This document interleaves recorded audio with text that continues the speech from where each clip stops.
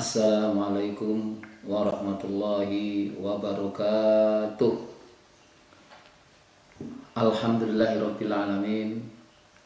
Wassalatu wassalamu ala rasulihil mustafa Muhammadin sallallahu alaihi wasallam wa ala alihi wa ashabihi ajma'in. Amma ba'd.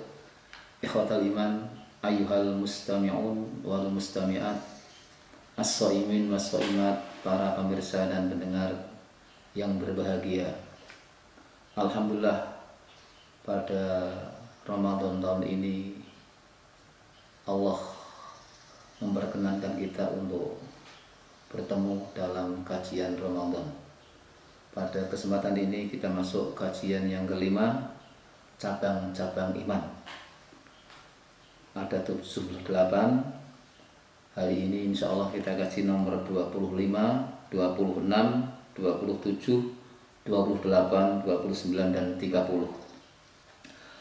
Nomor 25, An-nutqu bit-tauhid, mengucapkan kalimat tauhid la ilaha illallah. Nomor 26, tilawatul Quran, membaca Al-Quran, tilawah Al-Quran. Nomor 27, ta'allumul ilma wa ta'limuhu, belajar dan mengajar ilmu. Nomor 28, ad-du'a, berdoa kepada Allah Subhanahu wa taala. Nomor 29, al-dzikr, zikir, ingat Allah. Termasuk di dalam zikir adalah al-istighfar, memohon ampun kepada Allah Subhanahu wa taala. Dan nomor 30, at-tatahur hissan wa hukman, bersesuci toharoh lohir maupun batin. Ayyuhal mustami'in wal mustami'at, para pemirsa dan pendengar yang berbahagia. Nomor 25, an-nutqu bitauhid, mengucapkan kalimat tauhid dalam rukun Islam. Kita masuk nomor 1, asyhadu alla ilaha illallah wa asyhadu anna Muhammad Rasulullah, itu kalimat tauhid. Ruya Ahmad wa ghairuhu, hadis jaddidu imanakum, qila ya Rasulullah kaifa nujaddid imanana, qala aktsiru min qauli la ilaha illallah. Rasul bersabda, perbaharuilah imanmu. Sahabat bertanya, bagaimana cara memperbaharui iman? Rasul bersabda, perbanyaklah mengucapkan kalimat tauhid la ilaha illallah, atau kalimat tahlil. Dalam hadis arba'in disebutkan kullu tahlilatin shadaqah, setiap kalimat tahlil yang kamu ucapkan adalah sedekah. Oleh karena itu perbanyaklah zikrullah dengan kalimat tauhid. Bahkan dalam satu hadis disebutkan miftahul jannah la ilaha illallah, kunci surga adalah la ilaha illallah. Man kana akhiru kalamihi la ilaha illallah dakhalal jannah, barang siapa yang di akhir ucapannya ketika jelang roh keluar, maka orang itu termasuk min ahli jannah. Ucapannya apa? La ilaha illallah. Jadi akhir ucapan ketika roh mau keluar adalah kalimat la ilaha illallah, maka masuk surga. Yang nomor 26, tilawatul Quran, membaca Al-Quran. Ruwaya Ahmad wa ghairuhu hadisun ahlul Quran hum ahlullah wa khassah, ay jalisuhu al-muqarribuna fi ghalibil ahwal. Artinya orang yang menyibukkan diri bersama Al-Quran. Apakah itu belajar membaca mulai dari A bata, belajar menghafal, mengkaji isinya, memurajaah. Intinya sebagian besar waktunya disibukkan untuk Al-Quran. Ini termasuk ahlul Quran. Wal qiraah bil mushaf ibadah. Membaca Al-Quran dengan melihat mushaf adalah ibadah. Wa fi hadisin marfu' an Ibni Mas'ud radhiyallahu anhu adimu an-nadra bil mushaf. Perbanyaklah, sering-seringlah melihat Al-Quran mushafnya pada saat membaca. Wal jahru afdal minal asrar haitsu la yakhafu riya. Wa illa fal asrar afdal. Membaca Al-Quran itu apabila tidak khawatir riya, dengan suara keras nyaring afdal. Sebaliknya kalau khawatir, yo lirih-lirihan saja, tidak usah keras-keras. Sama dengan al-jahir bil Quran kal jahir bisodaqah. Seperti orang yang terang-terangan sedekah, sama. Ini hadis Tirmidzi. Terang-terangan bersedekah dengan harapan orang lain ikut meniru perilaku kita, itu lebih baik daripada dirahasiakan. Demikian juga terang-terangan membaca Al-Quran akan ditiru oleh anak, keluarga, teman, itu lebih baik daripada disembunyikan atau disamarkan. Wal musirru bil Quran kal musirri bis shadaqah. Orang yang merahasiakan membaca Al-Quran sama dengan juga merahasiakan dalam sedekah. Dengan catatan kalau disiarkan, dijaharkan khawatir riya. Tapi kalau disirikan, dirahasiakan itu lebih tenang, lebih khusyuk, itu istimewa. Kalau dalam hadis yang lain, tangan kanan memberi, tangan kiri tidak tahu.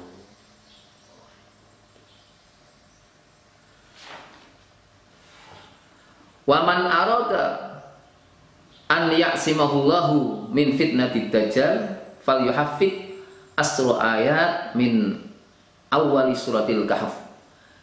Ini bagian dari keistimewaan surat Al-Kahfi. Barang siapa yang menginginkan dijaga Allah dari fitnahnya dajjal, maka hafalkan surat Al-Kahfi ayat 1 sampai 10 dihafalkan. Wa yahrumu nisyanul Qur'an idza lam yatayassar hifdhuhu tsani maratin illa bi tikrarika awal warah. Jadi orang yang sudah hafal Al-Qur'an kemudian hafalnya kok lupa, hilang karena malas murojaah, sibuk dengan pekerjaan, maka orang itu berdosa dan masuknya dosa besar. Kemudian nomor 27, ta'allumul ilma wa ta'limihu. Belajar mengajar itu bagian dari cabang iman. Al ilmu ra'sul amal. Fala yasihu amalun bidunihi. Ilmu itu menjadi kepalanya amal. Maksudnya apa? Penentu sah tidaknya amal adalah ilmu. Oleh karena itu amal tanpa ilmu tidak sah. Sekalipun ikhlas tidak bisa. Nah, wa huwa samratul ilmi. Amal itu buahnya dari ilmu. Itu. Fala yanfa'u ilmun bila amalin. Ilmu yang tidak diamalkan maka tidak ada manfaatnya. Dalam satu bait syair, Syekh Ibnu Rushd mengatakan fa'alimun bi ilmihi lam ya'malan mu'adzabun min qabli ubadil wathan. Orang yang alim, orang yang ngerti, tetapi tidak mengamalkan ilmunya, senangnya tetap maksiat terus, dosa terus, maka besok di akhirat azabnya didahulukan daripada para penyembah berhala. Sebaliknya orang yang tidak punya ilmu kok beramal, ya amalnya jadi rusak, jadi sesat. Karena disebutkan dalam bahasa syair juga sama. kullu amalin wa kullu man bi ghairi ilmin ya'malu a'maluhu mardudatun la tuqbalu. Wal ilmu bila amalin dzanbun kabir wal amalu bila ilmin dolalun kafir. Setiap orang yang mau beramal harus ada ilmunya. Amal tanpa ilmu, amalnya tidak Allah terima. Yang kedua, ilmu tidak diamalkan, yang punya ilmu dosa. Yang ketiga, amal tanpa ilmu, amalnya sesat. Oleh karena itu, bagi yang sudah belajar, konsekuensinya harus siap mengamalkan.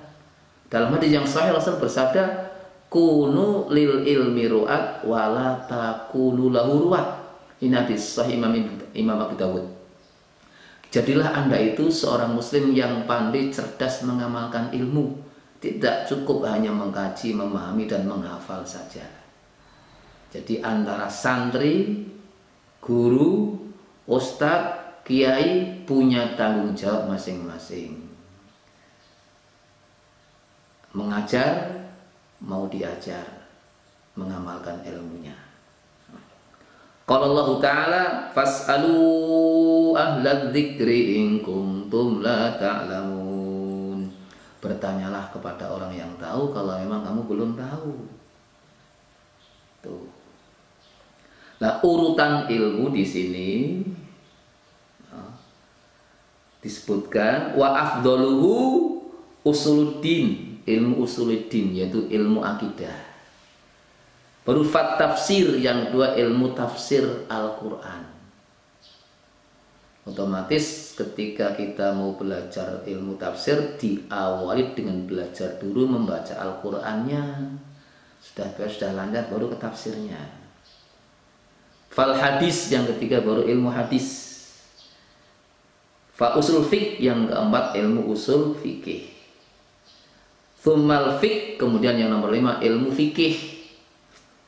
Dan yang keenam fal alat, ilmu alat, yaitu ilmu tata bahasa Arab, mulai dari nahwu, shorof, balaghah, mantek dan lain-lain yang kaitannya dengan grammar bahasa Arab untuk memperdalam ilmu-ilmu agama. Yang nomor 28 ad-du'a. Qala Rasulullah sallallahu alaihi wasallam ad-du'a'u huwal ibadah. Rawahu as-Syaikhan. Doa itu ibadah. Kita berdoa, ya Allah berikan kami kesehatan, ibadah. Ya Allah teman saya kok sakit, semoga kau beri kesembuhan ya Allah. Fa idza maritu fa yashfin. Penyakit itu yang mendatangkan engkau ya Allah, yang menyembuhkan juga engkau ya Allah, sembuhkanlah penyakit temanku ya Allah. Itu juga ibadah. Dan setiap doa yang dipanjatkan oleh hambanya, Allah pasti mengabulkan. Ud'uni astajib lakum. Mintalah kepadaku dan aku pasti mengabulkan permintaanmu, dengan syarat fal yastajibuli wal yu'minu bi. Kamu harus mengikuti perintahku, kerjakan, laranganku kamu tinggal, maka doamu pasti diijabah. Wad'allaha an yaj'alaka min solihil mu'minin takun waliyu Rasulullah SAW. Doa yang paling baik itu doa mendoakan sesama muslim. Kalau dalam khutbah disebutkan Allahumma ighfir lil muslimina wal muslimat. Setelah mendoakan kedua orang tua, Allahumma ighfirli wali walidayya warhamhuma kama rabbayani shaghira, belum mendoakan sesama muslim Allahumma ighfir lil muslimina wal muslimat. Itu doa, pasti Allah ijabah. Yang nomor 29 adalah al-dzikr, zikir kepada Allah. Di dalam zikir ada istighfar. Zikir di sholat banyak zikir, ketika sujud subhana rabbiyal azimi wa bihamdi. Subhana rabbiyal a'la wa bihamdi. Ada lagi subhanakallahumma rabbana wa bihamdika allahumma firli. Itu bacaan-bacaan zikir. Mau makan, zikir, ingat Allah, baca bismillah. Mau tidur, baca doa. Bangun tidur, baca doa. Semuanya zikir, ingat sama Allah.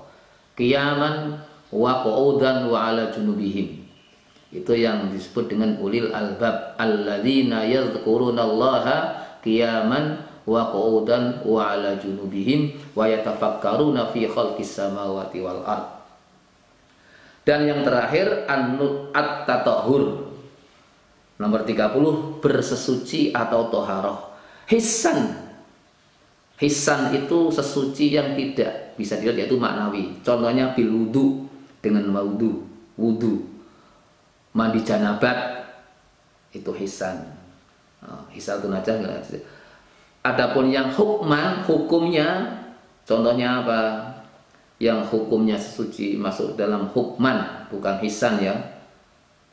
Hitan, terus mencukur rambut kemaluan, kemudian rambut ketiak, merapikan rambut kumis, kuku, itu bagian dari hukman. Wa alaika bil ihtisal fi kulli yaumil jum'ah. Minimal kita mandi sebelum Jumatan dengan mandi yang sempurna, seperti mandi wajib, yaitu sunnah.